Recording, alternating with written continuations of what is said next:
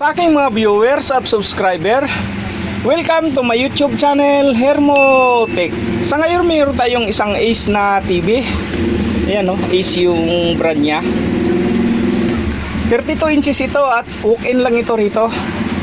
Ang pinaka-complain ng may-ari nito ay ayaw magtuloy ng kanyang picture. Parang pag sinaksak lang nila ay bumubukas lang sa screen yung Ace, tapos biglang namamatay. Yun ang pagkasabi sa akin. Ngayon ipa-plug natin. Andito na yung cordon nya. Ayan, plug natin.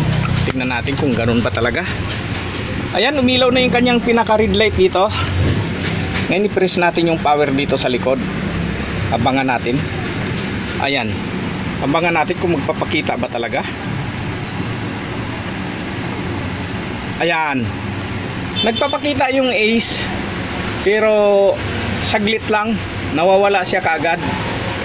Sa mga ganyan kasing base sa experience ko, yung kanyang lead bulb ay maaring may shorted na ibang bulb. Kung okay naman yung kanyang mga bulb, maaring sa inverter o kaya sa kapasitor nya medyo lumulubo na, kailangan nating palitan ng kapasitor. Andyan lang yan kapag wala sa lead bulb, tingnan natin yung kapasitor. Nasa inverter lang ito. Ayan na, at bubuksan na natin. Tanggalin muna natin sa pagka-plug. Baliktarin na natin to. Sana nga nasa inverter lang ang problema niya.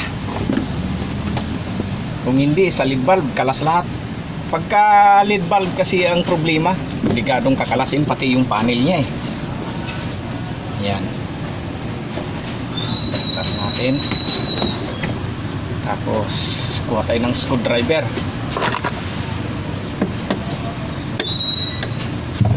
Isa. Yan, marami na namang screw to. Ganyan talaga. Yan na siya. Ang mga kapasitor kasing nilalagay ngayon, minsan maring sobra sa voltahe, kaya lang mahinang klase na. Kaya ang ginagawa ko, tinataasan ko yung voltahe niya, pero yung microfarad ganun pa rin. Iwan ko ba bakit ganyan na yung mga kapasitor ngayon. Hindi na maganda Kahit yung resistor ngayon kinakalawang na.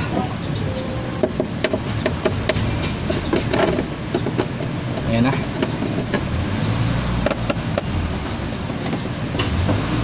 Ayan, marami-rami ito.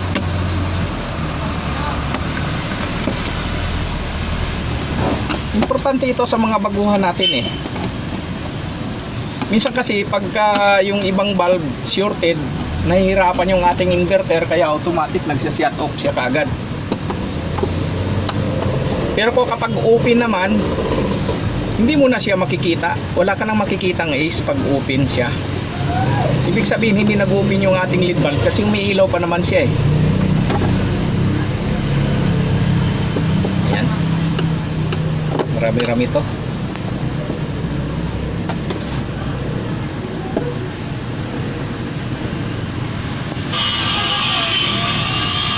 Ayan, bubuksan na natin.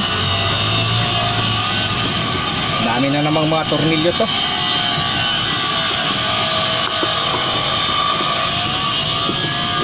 Ayan.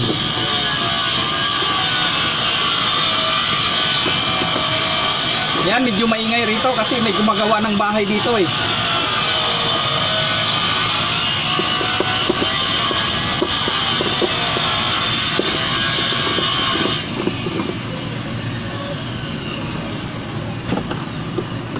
Yan, malapit na.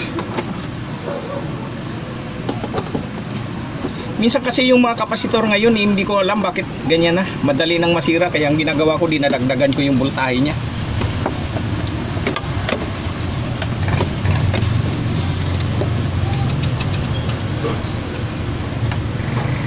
Ayan, nabuksan na natin. Pero wala akong may nakitang lumulubong kapasitor dito Maaring i-check natin yung inverter nito, yung lead bulb nito, baka may shorted. Ayan, tanggalin muna natin itong mga nya, accessories nya.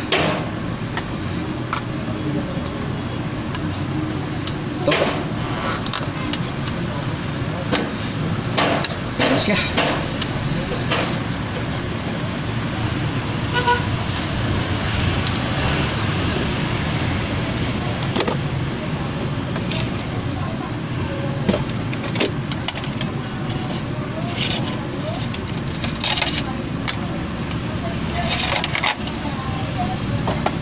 Ayan, natanggalin natin.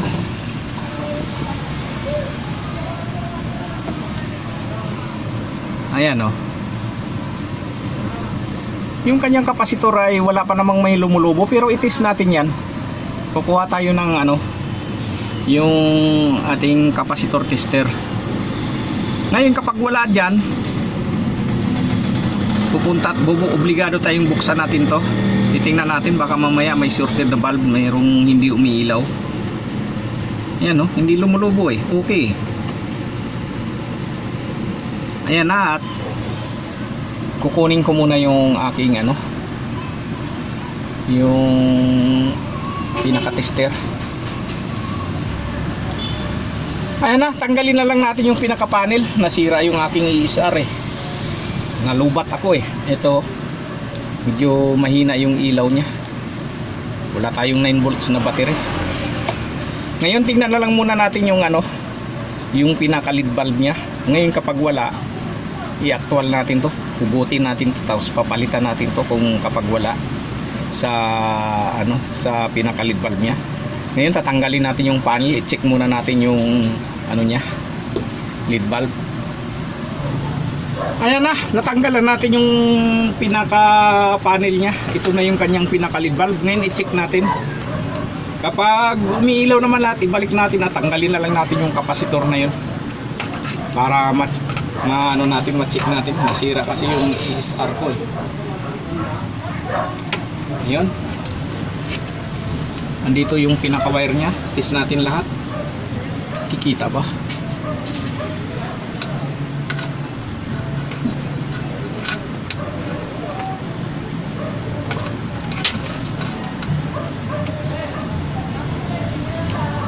Ayan, umiilaw naman lahat eh. Ayan, yung isang strip umiilaw lahat oh. Ayan, punta dyan. Ayan, umiilaw siya. Kabila naman tayo, sa kabilang side.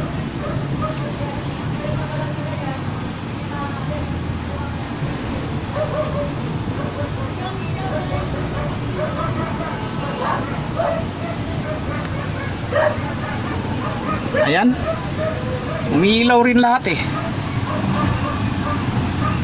Ibig sabihin wala siyang shorted na valve. Ibalik natin to, tapos tanggalin na lang natin yung kapasitor, mga kapasitor nya. Kapag wala pa rin, maaaring may problema yung ating inverter. Convert na lang natin sa ano, sa kapasitor. Ayan na, naibalik ko na yung pinaka-panel niya. Ngayon, baliktarin natin at tatanggalin natin yung kapasitor na lang. Dito tayo magpo-focus sa kanyang inverter kung bakit namamatay ba siya. Ayaw niya magtuloy. Basta ang malaga, na-check na natin yung lead valve niya. Okay naman. Ngayon dito tayo sa pinaka-inverter nya. Paghahanap ako ng kapasitor, papalitan natin yan.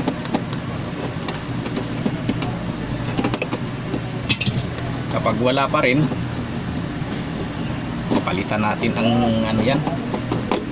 Convert na lang natin sa, tingnan natin kung may universal ako rito na ano, inverter. Kaya sa kapasitor na lang. Pag sa universal inverter kasi minsan hindi rin tumatagal yung ano eh, lead valve natin, persado.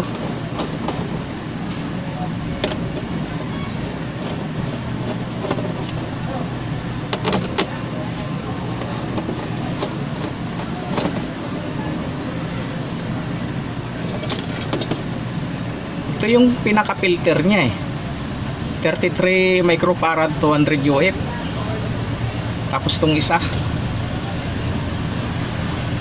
53 volts 100 UF. Itong dalawa papalitan natin kasi itong dalawa dito na to sa side sa supply sa kanyang processor at saka sa kanyang sa sound papunta sa kanyang mga tikon. Itong dalawa ang papalitan natin. Ayan na, at tatanggalin ko muna to. Kapasitor bali 250 volts, yung isa 200 volts lang pero parehas yung microfarad nya 33, medyo ano lang ko lang masyadong mahaba. Ayan, madali lang naman, hininang lang naman dyan yan. Ngayon pagka wala pa rin, baka mamaya may problema na yung MOSFET nya, kaya marami akong board dito na is baka palitan na lang natin, pero subukan muna natin to. Ito kung magtuloy-tuloy na ba yung kanyang ayan, at asimbuli na natin to, ibo-bolt na natin ito. Ayan na, naibalik na natin. Ngayon ipa-plug na natin ito na. Tanggalin natin yung panghinang ko. Ayan, umilaw na siya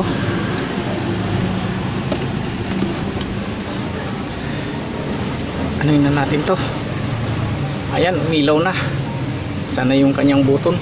Mamaya na natin isarado kasi baka mamaya hindi pa talaga gumana. Ayun. Ito. Tingnan natin yung ilaw niya kung magre-response. Ayun, nawala na yung ilaw niya. Antayin natin kung mag-aano pa ba. Ayan. Ayan, hindi na siya namatay. Ayun, naka HDMI siya Tapos no signal. Yan. Ayan, sa kapasitor lang talaga, tuloy-tuloy na ito. Ngayon ang gagawin natin ay sasarado na natin to. Naisauli na natin, tapos nasalpakan ko na siya ng TV Plus Titesting natin yung picture niya. Ayan. Ayan na siya. Tapos ipindutin natin yung power niya. Tingnan natin kung mas maganda ba yung picture niya. Yan, aabangan na lang natin.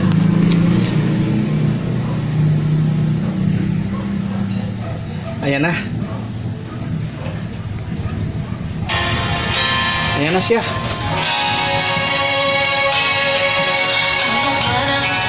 Ayan na, okay na. Ayan na, at maraming salamat sa inyong panonood, and please like, share, and subscribe to my YouTube channel for more upcoming video. Thank you.